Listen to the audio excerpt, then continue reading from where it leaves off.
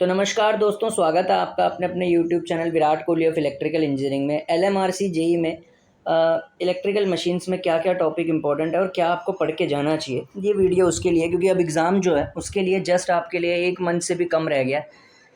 तो आपको ये पता होना चाहिए कि आपको कैसे उसकी तैयारी करनी है और कैसे ये एग्ज़ाम क्लियर होगी और कैसे ये एग्ज़ाम आपको प्रिपेयर करके जाना है। देखिए, एलएमआरसी जेई जो है, जिसको लखनऊ मेट्रो अब यूपी मेट्रो कहा जाता है, इलेक्ट्रिकल मशीन इसका सबसे फेवरेट सब्जेक्ट रहता है। इलेक्ट्रिकल मशीन से सबसे ज़्यादा क्वेश्चन आपको देखने को मिलेंगे। जितने भी सब्जेक्ट्स होंगे उसमें इलेक्ट्रिकल मशीन से सबसे ज़्यादा क्वेश्चन आपको देखने को मिलेंगे। इलेक्ट्रिकल मशीन में जो सबसे ज़्यादा आपको फोकस करके पढ़ के जाना है वो एक इंडक्शन मोटर, दूसरा ट्रांसफार्मर। इंडक्शन मोटर और ट्रांसफार्मर इसका सबसे फेवरेट टॉपिक होता है। इंडक्शन मोटर और ट्रांसफार्मर से क्वेश्चन आपको मिलेंगे ही मिलेंगे देखने को, और वो आएंगे ही आएंगे। अच्छा, तो इंडक्शन मोटर और ट्रांसफार्मर से अगर आपको क्वेश्चन देखने को मिलते हैं, ठीक है, तो वो क्वेश्चन आपको पूछे ही पूछे जाएंगे। और इंडक्शन मोटर और ट्रांसफार्मर में जो क्वेश्चन आपको देखने को मिलेंगे, सबसे पहले ट्रांसफार्मर की अगर हम बात करें तो ट्रांसफार्मर में एक तो ओपन सर्किट और शॉर्ट सर्किट टेस्ट आपको अच्छे से पढ़ के जाना है, वहाँ से क्वेश्चन उठाता है, ठीक है। और अगर हम ट्रांसफार्मर की बात करें उसमें तो जो ईएमएफ इक्वेशन होती है E = 4.44 F/m/N1, इस पे न्यूमेरिकल पूछता है ये, ठीक है। इस बार भी चांस है कि यहाँ से न्यूमेरिकल उठेगा।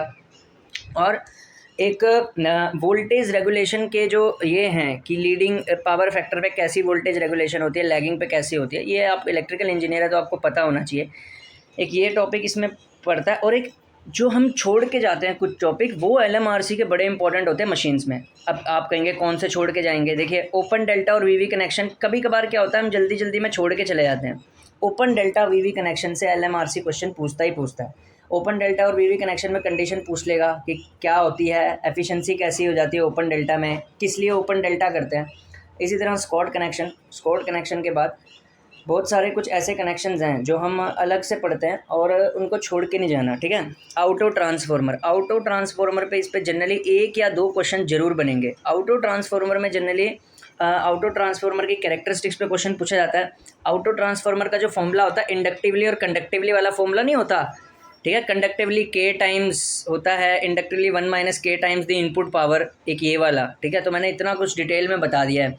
ये वाला फॉर्मूला आपको याद रखना है। इस पर न्यूमेरिकल और इस पे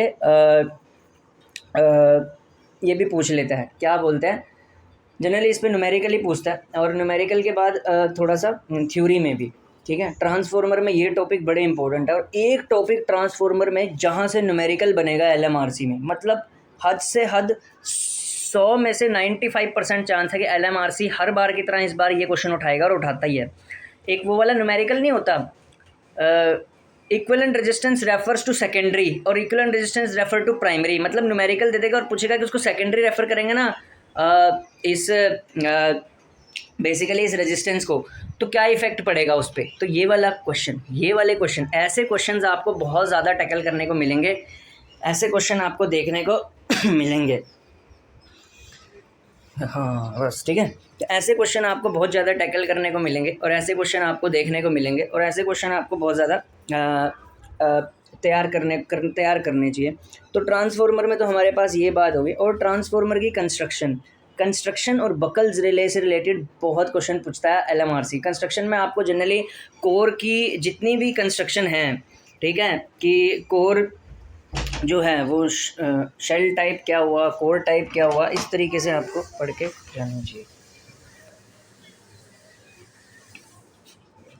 कंस्ट्रक्शन पूरी की पूरी पढ़ के जानी है, ठीक है। उसमें जनरली पूछ लेता है वाइंडिंग टेम्परेचर इंडिकेटर का क्या रोल होता है, ठीक है। और कंस्ट्रक्शन में जो हमारे पास चीज़ें होती हैं ट्रांसफार्मर की, ठीक है, कौन सा जो बुशिंग है, मतलब किस टाइप की बुशिंग में कितने केवी तक के लिए यूज़ होता है, ठीक है। तो इस टाइप से आपको ये पढ़ के जाना है, क्योंकि एलएमआरसी इलेक्ट्रिकल मशीन से कुछ छोड़ता नहीं है। तो ये तो रहा ट्रांसफार्मर की बात। अब बात करते हैं इंडक्शन मोटर की। इंडक्शन मोटर में जो सबसे इम्पॉर्टेंट टॉपिक है एलएमआरसी पॉइंट ऑफ व्यू से अगर देखा जाए तो वह स्लिप का न्यूमेरिकल आपको 1 से 2 न्यूमेरिकल स्लिप के करके जाने हैं, ठीक है। और एक न्यूमेरिकल ऐसा भी आता है एलएमआरसी के अंदर, मतलब इतना डिटेल्ड आपको कोई वीडियो सेक्शन नहीं मिलेगा, मतलब आपको लगेगा कि ऐसे ही आता है पेपर, ठीक है। एक पिछले से पिछली बार पूछा गया था, तो इस बार भी पूछा जा सकता है। एक जैसे इंडक्शन मोटर की हम रोटर की स्पीड निकालते हैं, तो एक न्यूमेरिकल ऐसा भी होता है कि इंडक्शन मोटर को ड्राइव कर रहा है अल्टरनेटर। तो अल्टरनेटर अगर इंडक्शन मोटर को ड्राइव कर रहा है तो एक ऐसे वाला न्यूमेरिकल होता है, ठीक है, वो मिल जाएगा यूथ में कि इंडक्शन मोटर को ड्राइव कर रहा है अल्टरनेटर, ठीक है, मतलब ऐसे वाला न्यूमेरिकल है वो, ठीक है, वो आपको समझ भी आ गया होगा, कभी आपने किया होगा तो अल्टरनेटर की मदद से हम पोल निकाल लेते हैं और उस पोल को हम यूज़ करते हैं, मतलब मैं बता रहा हूँ कि ऐसा भी न्यूमेरिकल आता है, ठीक है। तो एक ऐसे वाला न्यूमेरिकल, एक स्लिप वाला और एक अल्टरनेटर ड्राइव कर रहा है इंडक्शन मोटर को, ठीक है। इसके बाद जो सबसे इम्पॉर्टेंट टॉपिक है वो आपके लिए जो होने वाला है यहाँ से इंडक्शन मोटर में से, एक तो कंस्ट्रक्शन, स्क्विरल केज और फेस बाउंड के बीच की स्टार्टर्स पे बहुत ज़्यादा क्वेश्चन पूछता है एलएमआरसी, क्योंकि इलेक्ट्रिकल इंजीनियरिंग को, अगर इलेक्ट्रिकल इंजीनियरिंग में जो सबसे ज़्यादा इंडस्ट्रीज़ में यूज़ होती है मोटर, वो इंडक्शन मोटर ही होती है, ठीक है। इंडक्शन मोटर वैसे भी एक इलेक्ट्रिकल इंजीनियर को आनी चाहिए, मतलब मशीन्स में ट्रांसफॉर्मर, इंडक्शन मोटर की नॉलेज तो एक इलेक्ट्रिकल इंजीनियर को होनी चाहिए। अगर उसको इन दोनों की नॉलेज नहीं है तो फिर वो एक इलेक्ट्रिकल इंजीनियर नहीं है, ठीक है। तो इंडक्शन मोटर्स तो आपको आनी ही चाहिए, ठीक है। मैं वैसे भी बता रहा हूँ, इन फ्यूचर अगर आपको परस्यू करना है कैरियर इलेक्ट्रिकल में, ठीक है। तो इंडक्शन मोटर की मैं सबसे पहले बात बता दूं कि इंडक्शन मोटर जो के जो स्टार्टर्स हैं तीनों, direct online starter, auto transformer starter, star delta starter, तीनों के बीच का आपको डिफरेंस पता होना चाहिए। स्टार्टिंग टॉर्क कौन रिड्यूस करता है, किस में लॉसेस ज़्यादा होते हैं, तीनों, ठीक है। और उनकी जो लास्ट इक्वेशन नहीं होती, torque equation, torque starting by torque full load is equals to current और टॉर्क के बीच का जो वो होता है, और स्लिप के बीच का जो लास्ट में स्टार डेल्टा स्टार्टर में और ऑटो ट्रांसफार्मर स्टार्टर में जो कंपैरिजन आता है, वो आपको याद रखना है, ठीक है। ये क्वेश्चन पूछता है, ठीक है। अब ये तो हो गया स्टार्टर्स के बारे में। कंस्ट्रक्शन मैंने बता दिया, स्क्विरल के फेस बाउंड के बीच में आपको पूरी की पूरी पढ़ के जानी है डिफरेंसेस, ठीक है। उसके बाद जो सबसे मेन टॉपिक यहाँ से आता है, torque slip characteristics. Torque slip characteristics आपको पूरा का पूरा अच्छे से पढ़ के जाना है। टॉर्क स्लिप कैरेक्टरिस्टिक्स पे जितने थ्योरेटिकल एमसीक्यूज़ हैं, अब ये थ्योरेटिकल एमसीक्यूज़ मिलेंगे कहाँ से? टॉर्क स्लिप कैरेक्टरिस्टिक्स पे किसी भी जेई एग्ज़ाम में, किसी भी एई एग्ज़ाम में, या मैं कह रहा हूँ कोई भी कम्पिटिटिव एग्जाम होगा, उसमें टॉर्क स्लिप कैरेक्टरिस्टिक्स से जो आपको क्वेश्चन देखने को मिलेगा वो थ्योरेटिकली मिलेगा। तो अगर टॉर्क स्लिप कैरेक्टरिस्टिक्स से क्वेश्चन थ्योरेटिकल आ रहा है तो आपको यूथ, आरके राजपूत और जो भी आपके पास किताब है उससे सारे थ्योरेटिकल क्वेश्चन आप पढ़ जाइए। टॉर्क स्लिप कैरेक्टरिस्टिक के कितने भी बनते हैं रट ही जाइए, ठीक है। ठीक है, टॉर्क स्लिप कैरेक्टरिस्टिक्स होगी। अब इसके बाद किस पे जाएँ? टॉर्क स्लिप कैरेक्टरिस्टिक्स पढ़ने के बाद आप इंडक्शन मोटर में एक टॉपिक होता है इंडक्शन जनरेटर का। इंडक्शन जनरेटर कब काम करता है एक इलेक्ट्रिकल इंजीनियरिंग में, या इंडक्शन जनरेटर में इंडक्शन जनरेटर कैसे काम करता है, क्या उसकी कंडीशंस होती हैं। तो आप इंडक्शन जनरेटर की कंडीशनों को पढ़ जाइए, आपका सारा का सारा काम हो जाएगा, ठीक है। तो इंडक्शन जनरेटर होता क्या है, ये सब आपको पढ़ के जाना है इलेक्ट्रिकल इंजीनियरिंग में, ठीक है। और इंडक्शन जनरेटर आप पढ़ जाइए, ठीक है, अच्छे से। और बस, ठीक है, इंडक्शन जनरेटर आप पढ़ेंगे तो हो जाएगा आपका, ठीक है। और एक इसमें है ब्लॉक रोटर टेस्ट, और जो टेस्ट होते हैं हमारे पास नो लोड टेस्ट, दोनों के दोनों ब्लॉक रोटर टेस्ट और नो लोड टेस्ट, ठीक है, ये आपको पढ़ के जाने हैं अच्छे से। ब्लॉक रोटर टेस्ट और नो लोड टेस्ट जो होते हैं इंडक्शन मोटर के, उसमें जितना भी पैरामीटर है, जितना भी कैलकुलेशन है, सारा का सारा। और ब्लॉक रोटर टेस्ट और नो लोड टेस्ट पे सिर्फ और सिर्फ थ्योरेटिकल क्वेश्चन आएंगे, वो जितने भी थ्योरेटिकल क्वेश्चन है किताबों में से सारे पढ़ जाइए, ठीक है।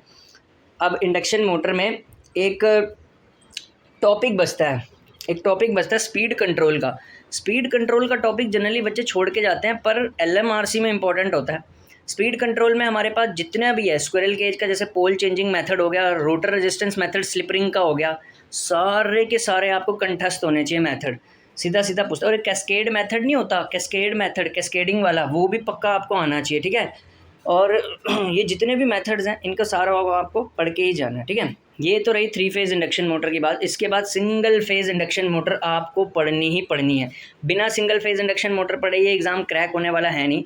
एलएमआरसी में सिंगल फेज़ इंडक्शन मोटर सबसे ज़्यादा वेटेज कैरी करता है। जैसे डबल फील्ड रिवॉल्विंग थ्योरी से क्वेश्चन पूछेगा, उसका ग्राफ दे देगा, पूछेगा किसका है ये, ठीक है। डबल फील्ड रिवॉल्विंग थ्योरी के बाद capacitor start and capacitor run motor और परमानेंट कैपेसिटर मोटर, ये दोनों इसकी फेवरेट मोटर हैं। रिपल्शन मोटर, यूनिवर्सल मोटर और एसी सीरीज मोटर, तीनों में से एक एक क्वेश्चन देखने को मिलेगा। कंठस्थ कर लेना, रट देना, किताबें फाड़ देना चाहे इनको पढ़ के, लेकिन ये मिलेगा ही, ठीक है। इसके बाद अगर हम नेक्स्ट पे बात करें तो नेक्स्ट हमारे पास रिपल्शन मोटर तो करके ही जानी है आपको। हाँ, एक मोटर जो दिमाग खाई जा रही है बच्चों का और आजकल जेई एग्ज़ाम्स के लिए बहुत इंपॉर्टेंट है, एसएससी जेई में भी आपको देखने को मिलेगी, हिस्टेरेसिस मोटर और वो क्या बोलते हैं सर्वो मोटर और स्टेपर मोटर। सर्वो स्टेपर से रिलेटेड जो भी डेफिनेशन हैं, जो भी स्टेप एंगल है कैलकुलेट करना, ठीक है, जो कुछ भी आता है सारे का सारा आपको पढ़ के जाना है, एक भी चीज़ छोड़नी नहीं है, ठीक है।